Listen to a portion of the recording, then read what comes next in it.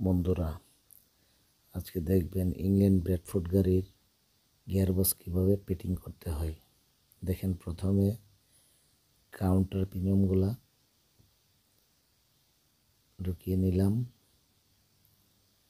কাউন্টারের বড় বিয়ারিংটা ফিটিং করতেছি।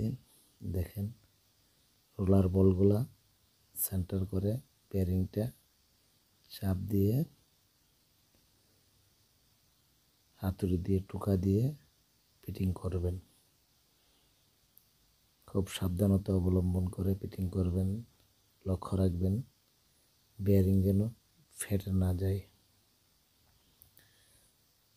তারপর কাউন্টার ঘুরিয়ে দেখে নেবেন ফ্রি আছে কিনা। ছোট একটা বিয়ারিং আছে, ছোট বিয়ারিংটা যোগানটা দিয়ে হাতুড়ি দিয়ে টোকা দিয়ে ফিটিং করবেন। লক্ষ্য রাখবেন বিয়ারিং যেন ফেটে না যায়। তো ভালো করে ঘুরিয়ে দেখে নেবেন কাউন্টার পিনিয়নগুলো ফ্রি আছে। তো বন্ধুরা দেখেন, ব্যাক গিয়ার ফিটিং করতেছি। প্রথমে ব্যাক গিয়ার পিনিয়ন ঢুকিয়ে নিলাম। তারপর ব্যাক গিয়ারের শেপ পিনিয়নটার সাথে সেন্টার করে হাতুড়ি দিয়ে টোকা দিয়ে ফিটিং করে নেবেন।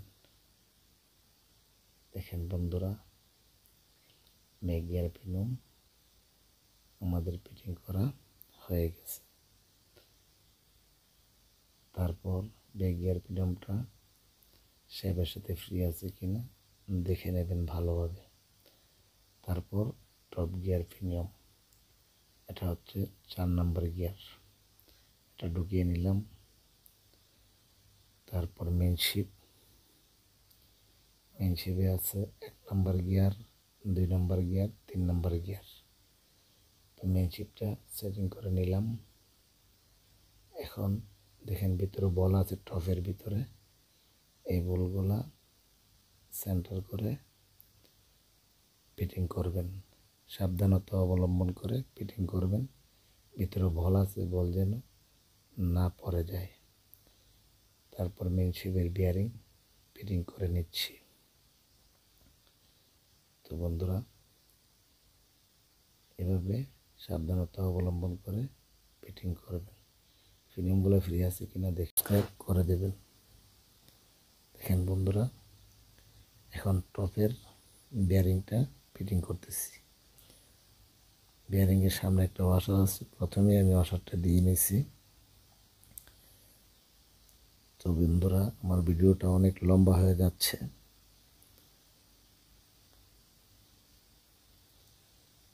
তো বন্ধুরা দেখেন, টপের নাটটা আমি ফিটিং করে নিচ্ছি। এখন হাতুড়ি একটা ছেনা নিয়ে টপের নাটটা ভালোভাবে টাইট করে নেবেন। দেখেন বন্ধুরা, এখন গিয়ারবক্সের ফিঙ্গারগুলো ফিটিং করে নেবেন। প্রথমে 1 নম্বর গিয়ার, 2 নম্বর গিয়ারের পিনিয়নটা ফরকটা ঢোকালাম। তারপর 3-4 গিয়ারের ফরকটা ফিটিং করতেছি রড দিয়ে। দেখেন বন্ধুরা, এখানে যে হোলটা দেখতেছেন, হোলটার মধ্যে একটা স্প্রিং আছে, একটা বল আছে। ওই বলটা স্ক্রুড্রাইভারের সাহায্যে চাপ দিয়ে ধরে রেখে হাতুড়ি দিয়ে টোকা দিয়ে ফিটিং করবেন। লক্ষ্য রাখবেন বলটা যেন সাইড না হয়ে যায় অথবা ভেতর থেকে বের না হয়ে যায়।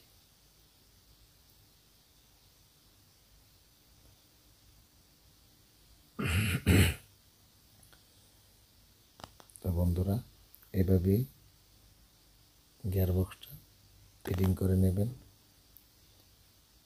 সব কিছু ফিটিং করার পর ভালোভাবে চেক করে নেবেন গিয়ারগুলো ঠিকভাবে আসা যাওয়া করে কিনা। দেখেন বন্ধুরা, তো ভালো থাকবেন বন্ধুরা। আসসালামু আলাইকুম।